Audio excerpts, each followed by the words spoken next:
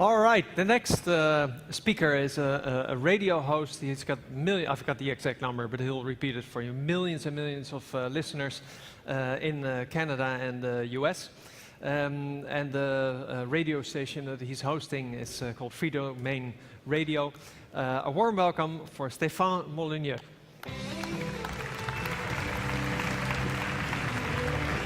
Thank you. Thank you. You don't need it, right? Sorry.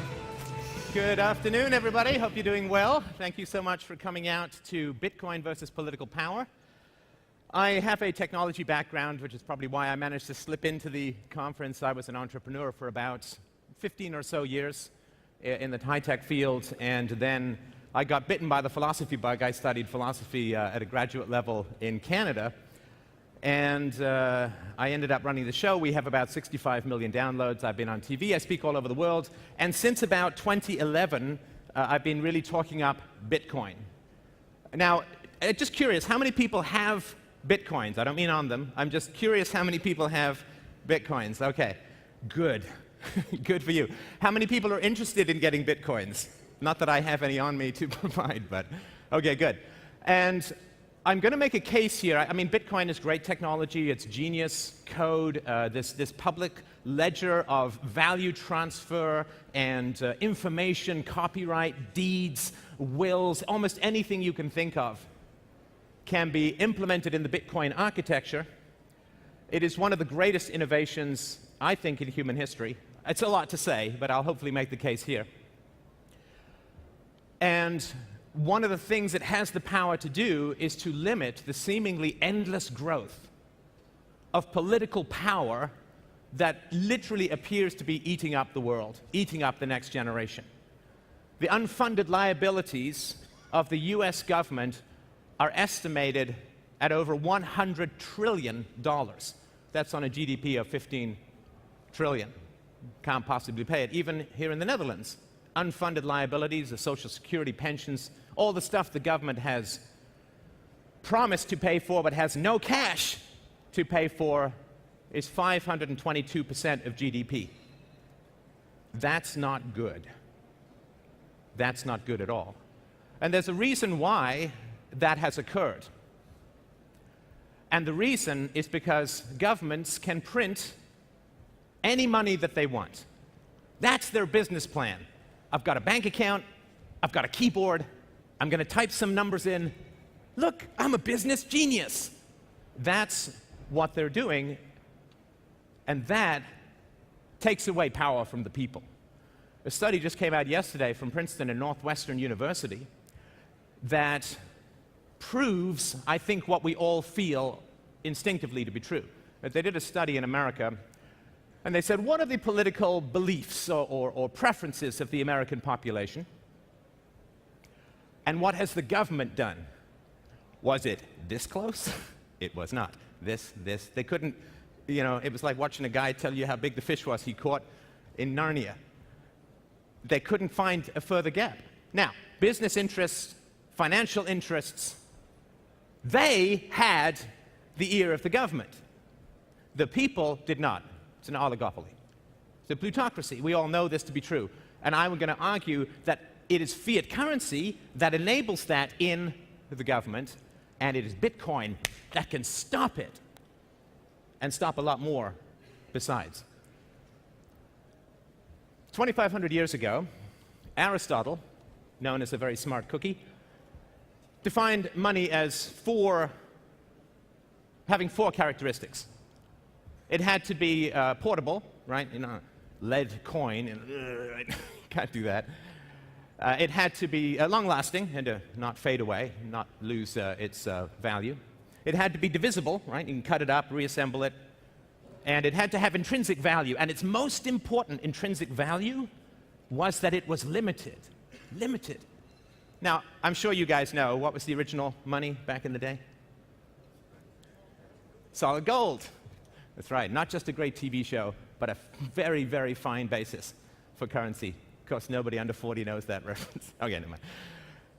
So, gold has those properties. It lasts long, you can slice it up, it retains its value, you can reassemble it, and it has intrinsic value because people like it. It's shiny, it's pretty, and all that. So Bitcoin, of course, lasts. It's digital. Bitcoin is divisible, right? There will be 21 million Bitcoins. They can be divided by 100 million each into these Satoshis. And I think that's about as many pennies as there are in the world economy, so we're not going to run out of money anytime soon. And it is limited. And I know this sounds like very abstract, maybe even annoying intellectual economic abstractions, but the limits of money, the limiting of money, is the limiting of political power. We have these governments, and we believe that they're necessary, but they are considered to be great servants and terrible masters. We create them for security, we create them for defense, for dispute resolution through the court system, and then they seem to do everything else under the known universe, and they run up enormous debts, and they start wars, and they sell off the unborn to foreign banksters, and we can't control the government when we need to. We try to vote, we try to rally, we try to have activism, and we cannot control this beast of the state. Anybody know how many Occupy Wall Street protesters ended up in jail? Anyone know that number? About 2,500. 2,500. The bankers in the United States are estimated, if you take out some of the government spending that's tried to remediate the damage, estimated to have destroyed about 40% of America's wealth. 40% of the wealth of the wealthiest country destroyed by a financial oligopoly who were clearly breaking laws repeatedly. Does anybody know how many bankers went to jail? Yeah, big fat goose egg, a bagel. 0. Remember Mitt Romney? Corporations are people, my friends. No, people go to jail. Corporations never go to jail because they give money to the government. Barack Obama was elected because it took the most money of any political candidate ever in history from the financial sector. And in return, he extends the TARP bailout.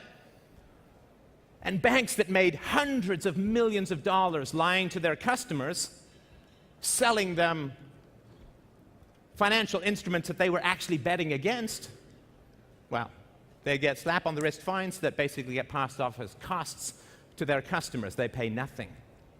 We cannot control this monster. In the 19th century, we're also used to inflation here. It's crazy. Like, I came to Amsterdam, and my wife told me it was going to rain all week. Turns out it's quite sunny. I don't want to get full-on tomato head, so I went to get some sunscreen.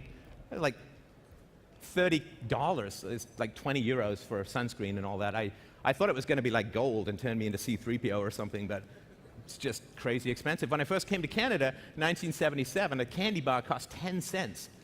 You know, within 10 to 12 years, it was up to $1. Inflation is just something we're so used to. In the 19th century, when gold was the basis of currency, prices went down. Can you imagine that? Don't we all feel like our money is just kind of evaporating? You know, like it's like grapes left out for ants to eat, like you put it under your bed and it just smolders and vanishes. It's one of the reasons why we put money in banks, why we invest in the stock market. It's just a hedge against inflation. In the 19th century, when money was limited by gold, prices went down for 100 years in general. Everything was a computer. Everything got better and cheaper over time. We can't fathom this anymore. But that's how it used to be when money was limited. Now,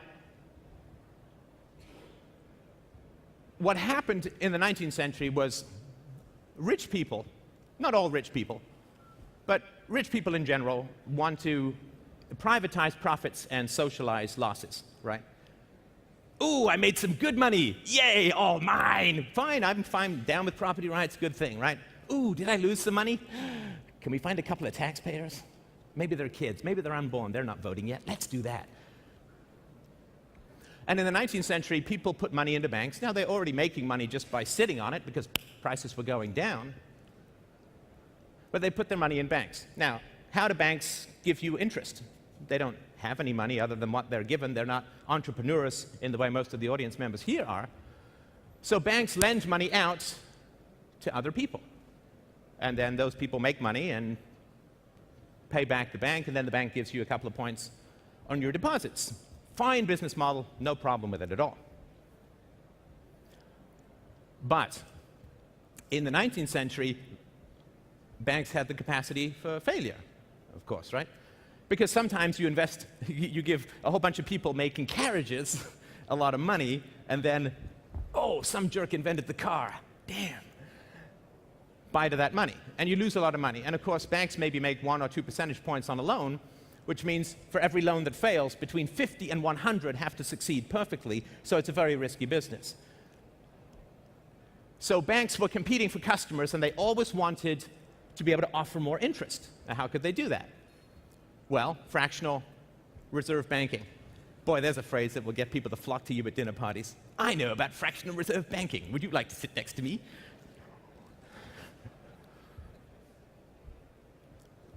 So the banks wanted to offer more interest, so they had to lend out multiples. Right? They got a ton of gold, they lend out 5 tons worth of money to people. And they hope that the law of averages is going to even it out and they're going to be okay. And a lot of times it did. And sometimes it didn't. Then people lost money. They lost money because they were greedy, because they wanted the bank to lend out more than it was holding. When the bank went bankrupt, a lot of rich people lost a lot of money. Where do they go? Oh, congressman. They go to the state.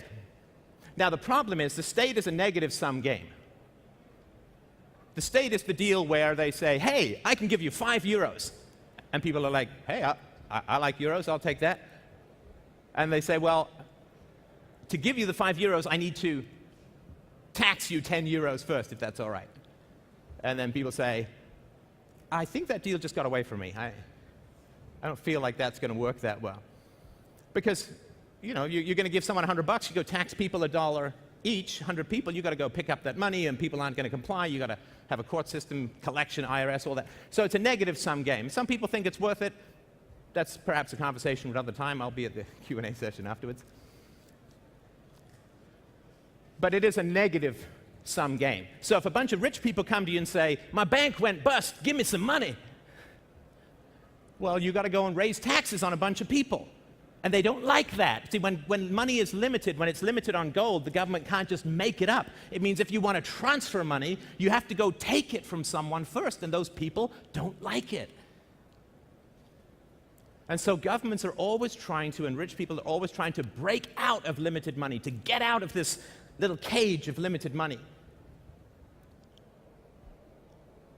And freedom for the government is enslavement for the people. We're talking about power to the people at this conference. When the government is free, the people are enslaved. When the government is contained, then the people are free. And when the government can print all the money that it wants, and when the government can create, in Canada there's a province, it has 75-year bonds, right? Which means, give me money now, and in 75 years, someone will pay it back. I mean, there's no conceivable way that that could be considered just or fair or democratic. These people aren't even born yet, and you're taxing them. Picking the pocket of a fetus takes some pretty nimble fingers, but they can do it with fiat currency. To limit money is to limit political power. So, prior to the First World War, Federal Reserve was created in America with the capacity to create money, which is, well, technically called counterfeiting, but in the annals of government, it's sound fiscal policy. And during the First World War, which everyone started late in the summer and everyone expected it to be over by Christmas. Why? Because that's all the money they had. War is ferociously expensive. And all wars prior had been relatively short, relatively contained. And one by one, over the First World War, the European governments went off the gold standard because they had no gold. War and gold don't mix very well. War and limited currency don't mix very well.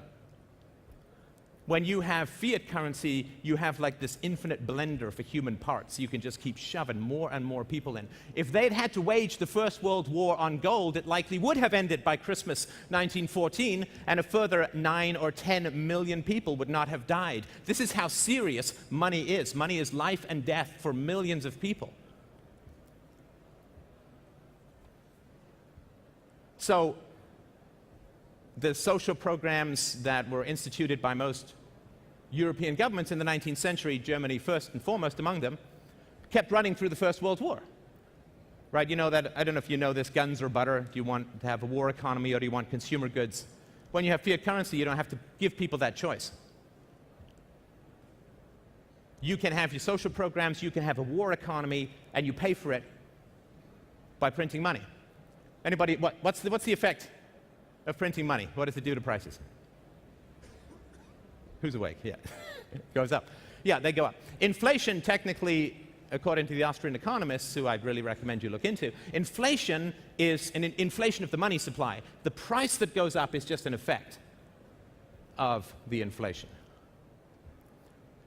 First World War, they kept the social programs going while running unsustainable wars, and they had to go off the gold standard. The First World War did not need to be fought. The economic disasters that followed the uncoupling of money from gold are still being felt. 1971, in America, Lyndon Johnson's Great Society social programs were underway, costing billions and billions of dollars, fighting a war in Vietnam, which, like the First World War, did not need to be fought. Did they go to the people and say, we need money for the war, we're going to have to shut down all this other stuff? No. They went off the gold standard, just like the European nations had done through the First World War.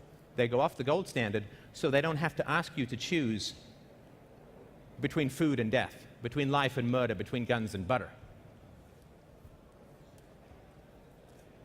Taxes in America have not been raised. They're waging a war on terror. Throughout all of human history, 174,000 tons of gold has been mined and refined. 174, just think 174. The war on terror cost 291,000 tons of gold. The cost of World War II for America, which was never invaded or bombed, save Pearl Harbor, was 15 times the amount of gold that they had in Fort Knox and the Fed.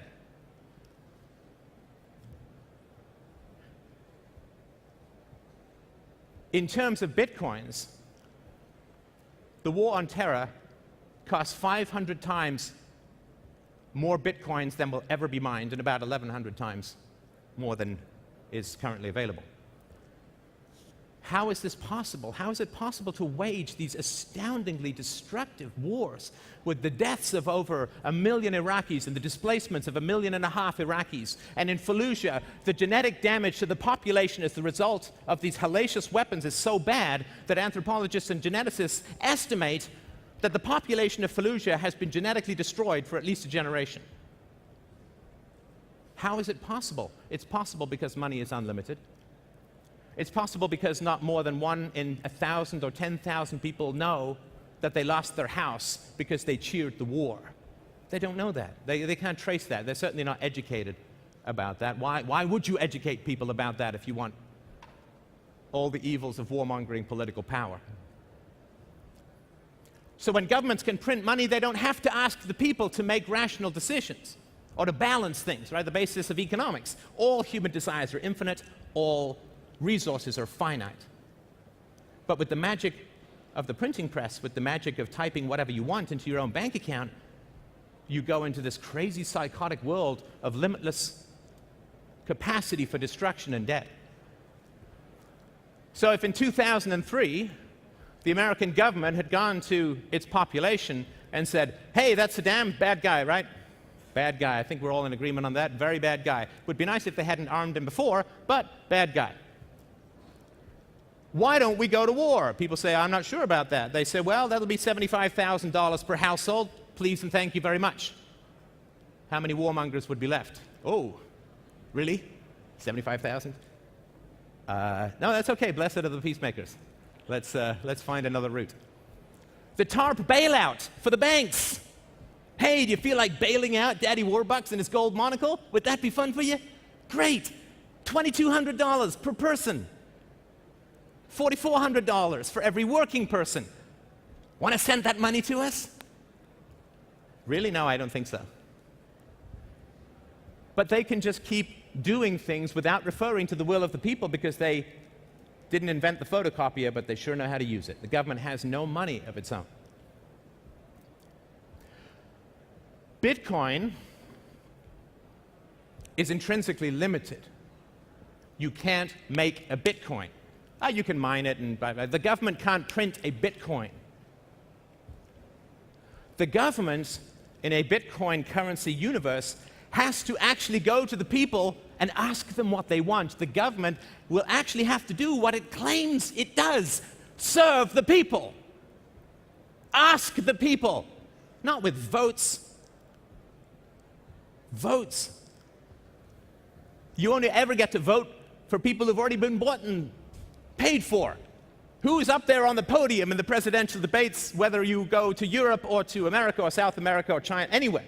The only people who are up there are people who've got enough money to run, and where are they getting the money from? They're getting the money from special interests at your expense. This is not a theory. I mean, this is fairly well documented. If we have a Bitcoin universe, you don't get to print money for war. You don't get to print money for a prison industrial complex. You don't get to print money for a war on drugs. You have to ask the people.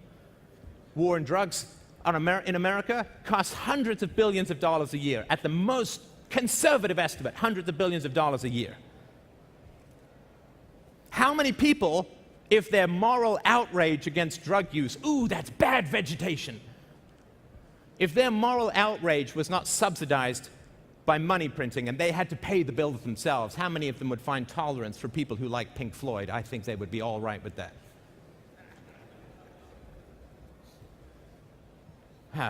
All the people who hate drugs and love Sgt. Pepper's.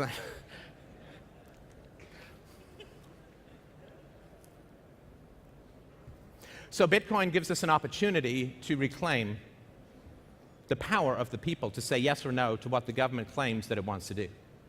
Because there's this weird thing that happens in society. There's something that's happening that's cool, and then people say, well, the government can make it better. And they say, okay, well, the government make it better, let's have the government add to it. And then what happens is, boink, you get over to this place where suddenly the government has to do it. And then suddenly it's like, only the government can do it. And this is how we think about currency now. It has to be government. Why? It's a complete anomaly. The last time the government had this much power over currency was in the waning days of the Roman Empire, when they inflated the currency so much that the gold coins only had 2 or 3% of gold left in at the end. And they were trying to pay all their mercenaries with this crap gold, and the mercenaries said, this stuff is crap. We're coming to Rome to get the gold. They killed the Roman economy, depopulated Rome from like 1.5 million people to 17,000 people in a year or two, and that was it for civilization for quite some time. When you give governments the power to control the money supply, it grows like a tumor until it extinguishes society itself. I really urge you to consider it to be that important. With Bitcoin, you can't steal it. Well, if you leave your wallet on a park bench, it can be stolen.